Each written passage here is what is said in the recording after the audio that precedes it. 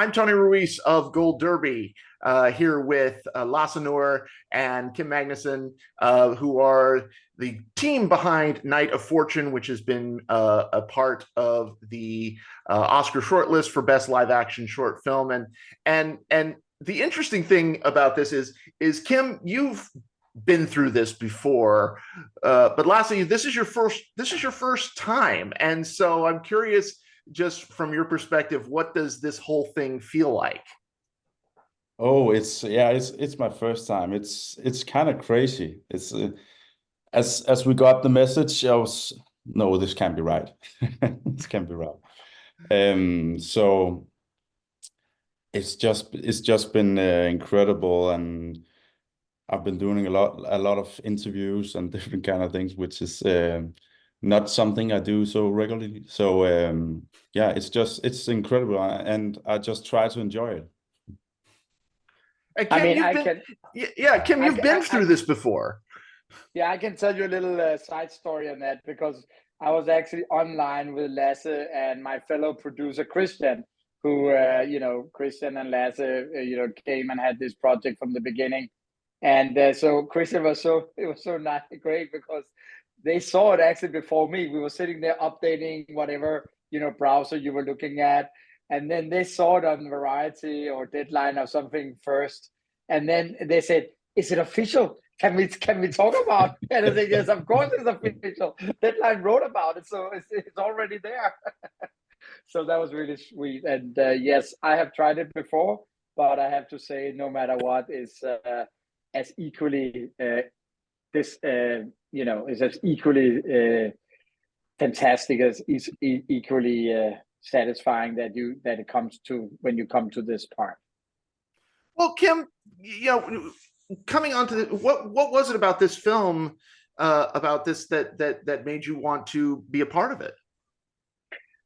I think we also spoke, maybe in previous years, but for me and being involved with short filmmaking and short filmmakers, I just feel it's so satisfying because it is for me really a way to be close to the new talent pool coming out, and especially in Denmark. That's basically where I'm based mostly. And when this story was pitched early on, it actually had a little different from what it is today, but the premise and the setting and all that was actually quite the same. And I just, I fell in love with it because right away I felt, okay, this has everything that a short film needs. It has a pretty quick start, and then they have the middle, and then they kind of have a soft ending. And I feel like, so for me, this short film is is really a whole film, or if you can say so. I mean, it's rounded, and you don't have any kind of, oh, this is the first act of a feature film, or something like that. It's rounded, and you walk away from it, and you've seen it, and you felt it, and so on. And that's what I felt like when I read it from the beginning, that this film could do. That was on a very early pitch stage, but still, it had some of those things in there that I don't know, I maybe tend to like. I don't know, maybe it's my Oscar heart that comes up all the time. But stories about sorrow or grief and human beings and getting together, and I always say that if you can tell those kind of stories, which are so important, with a twist of humor, then I feel you very, very well off. I mean, we had, as you may recall, we had 2 years ago, we were nominated with On My Mind, which was also about, letting loose, giving up, passing on grief, sorrow, all those kind of film, but again, things, but then again, told with some humor. And so I think like that's I think that's a very important thing, that if you can tell those stories which are deep, with some kind of enlightenment, if that's the right word to use, then I really think you're well off. Sorry for the long answer. No, but you bring up the fact that it doesn't feel like the first act of a feature film, and yet one of the things that was so wonderful for me, and I hope you take this as a compliment, Lasse, is that I really felt like I wanted to spend more time with these characters. They're so perfectly etched. Was that something that was always on the page? Yeah, I was hoping for that, and I've actually been asked that question a lot of times right now. Are you gonna make a feature film with these two characters? I don't think I will right now, because I love the feeling that we leave them, you know, just watching through the door. So much can happen afterwards, and I like that we have something for the audience to think about when they leave the cinema. They can start fantasizing about a friendship, maybe building here. So yeah, I I and also I like really like that. Yeah. I also like the fact that we don't necessarily get an ending to, particularly to Torben's story. Yeah. There's still enough left there that you can fill it in yourself. Yeah. Was Yeah, that intentional? yeah. I didn't want to go into too many details, because I wanted the audience to fill in the dots, right? Because I didn't want to tell why did Karl's wife die? You know, you have to fill in some of the dots, right? So that was pretty important to me, so we could get a lot of people to identify with the story. Kim, you mentioned the humor in this film, which it's such a fine balancing act of, you know, the sorrow with this really kind of incredibly funny moments. Um, uh, does that kind of balance of humor and grief, and, you know, it seems like a well-rounded experience of what we all go through. Yeah, I mean, I think Lasse can talk to that a little more, but of course, I feel like that Lasse has really hit it spot on for me. I mean, this is like, it is so, you know, it's so low calibrated in a way that you don't go overboard with the humor, so you lose your feelings and the in-depth, you know, thoughts about that. If you had somebody that you have to, you know, say goodbye to, or you know, if you're elderly, if you have your loved ones which are no longer there and things like that. But I think the balance is, you know, if it had been too much, it would, you know, then you would lose the balance. And I think Lasse have done an incredible job to balance that totally correctly. So in my mind, at least, that I feel like we have something which is spot on for me.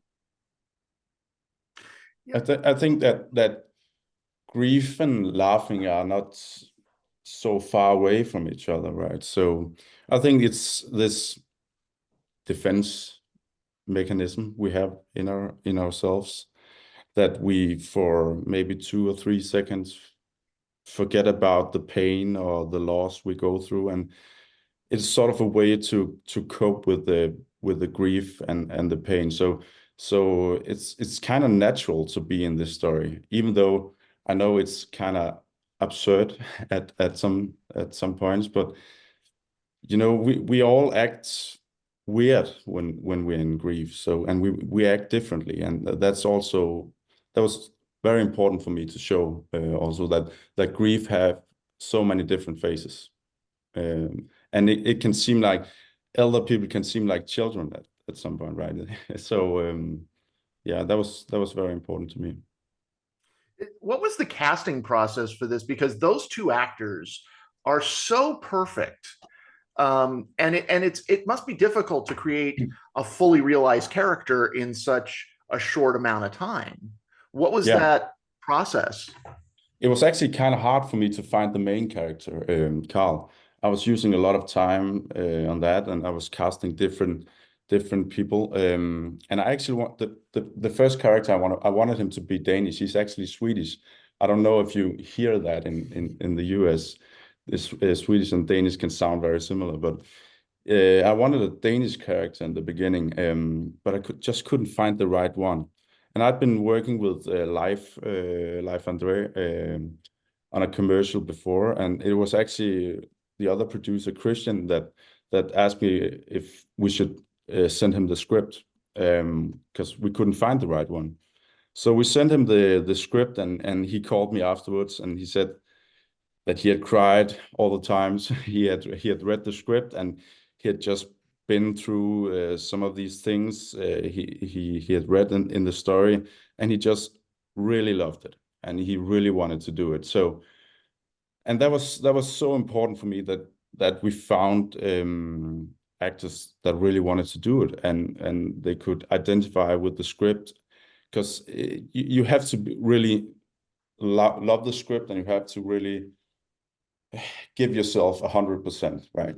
Because we work with these emotions that we do in the film. So that was Life and Drake Karl part, and then I actually had to rewrite the script a little bit. I wrote his lines in Swedish instead, and it actually added something to the character as well, because it made him seem more, when he loses his wife, which was probably Danish, he would be much more alone, right? Because now he would be in Denmark all by himself. And it's often the wife that handles all the social things. So that's also so when a man loses his wife, he's often, in general, more alone, right? Because the wife is better at reaching out to relatives and friends, and handling that kind of things. Yeah. Tell me, either one of you can respond to this, is that I feel like the atmosphere, the setting of this film is so essential, because it is in many ways very different from how it is in the United States, in terms of, like, going to the morgue and seeing a coffin and having to look in it. It has almost this kind of industrial look to it. And I feel like that atmosphere with the kind of the cold walls and the lighting and stuff was so important. How did you all determine that kind of location would work? Yeah, I can elaborate on that. Of course, I wanted it.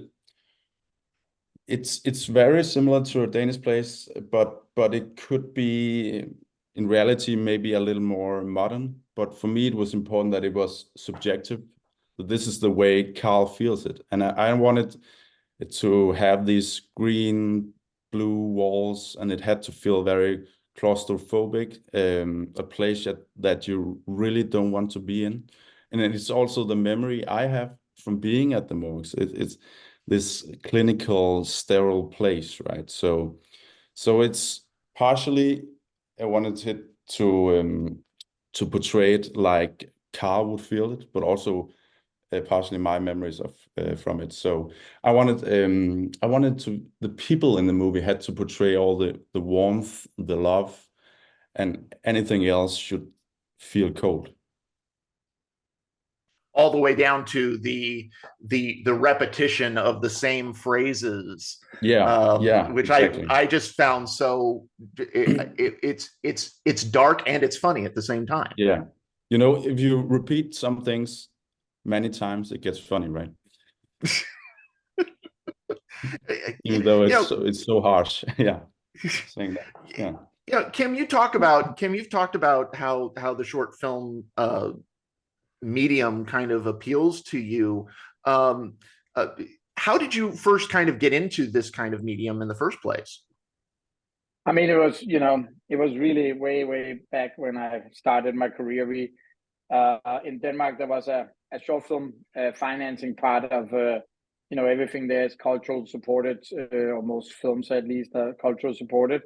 And back in the mid 90s, there was a program made up because there was so many talent that was pushing on the door of the Danish Film Institute to kind of make films, and they didn't know what to do. So they made up this program actually for short filmmakers up to an hour, that was financed by the government and the two public service television stations. It was a great program, and it launched really the career of our company, M&M Productions. Centropa was even starting back then, Nimbus. I mean, some of the bigger, sized companies that are in Denmark these days all started there, because filmmakers coming out of film school, or coming, filmmakers from, who just want to work in the medium, that's where it all starts. I mean, it's here, it's there, it's everywhere in the world.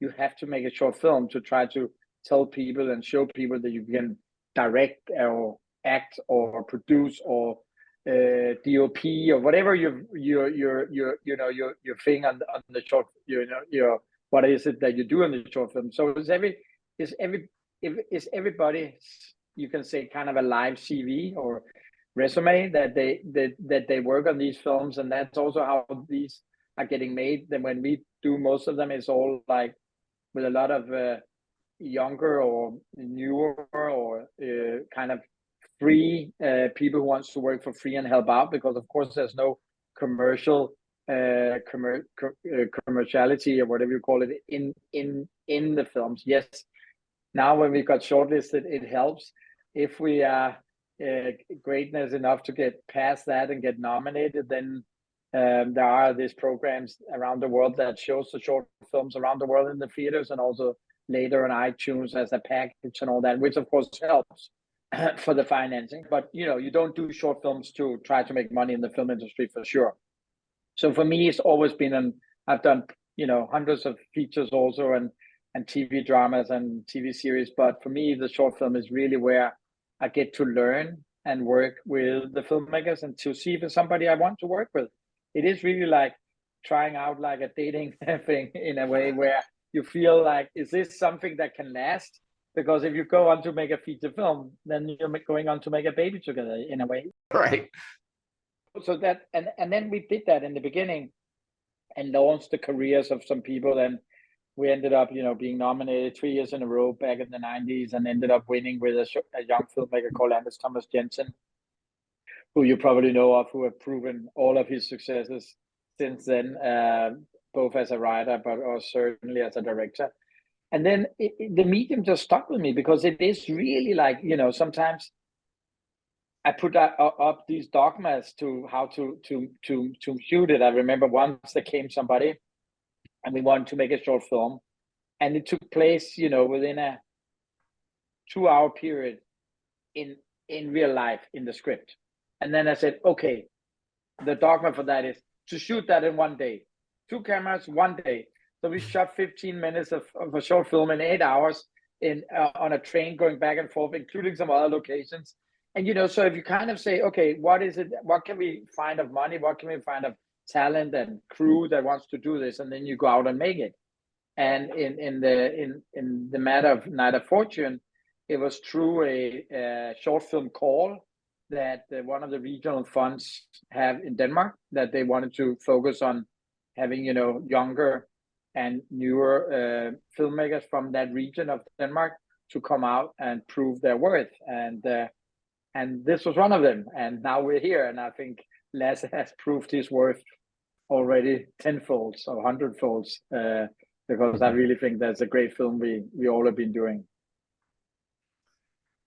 Well, Lasse, this is, as we said at the very beginning, this is kind of new territory for you. And so I guess the question is, where do you go from here? Yeah, I don't know. Nominations.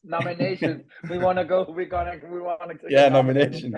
Yeah, nomination is the first thing, the most important thing. Yeah. But do you already are? When I talk to filmmakers a lot, no matter what the genre is, it seems like they're always like 5 steps ahead in their brain of the next project or the types of projects that they'd like to do. Does your brain work that way? Yeah, I'm working on new stuff. Yeah. I'm working on a feature film right now, but it's still very early, very early. So and of course I have a lot of thoughts and a lot of notes of things I write on. I write on different things actually. Once when I have the time, I write on different things. And then when you write on something for some time, you sort of think, oh, this is the one you like the most, right? And then this is the one you want to keep writing on. So that's what I do right now. I'm writing on different things, and then hopefully one day one of the ideas will turn out to a feature film or another short. You never know. Well, gentlemen, congratulations. It's such a great film, and best of luck to both of you. Everybody go to goldderby.com, make your predictions for the upcoming award season, and stay tuned for interviews with more contenders in the coming weeks. Lasse Noer and Kim Magnusson, congratulations. Thank you so much. Thank you for Thank you having so us. much.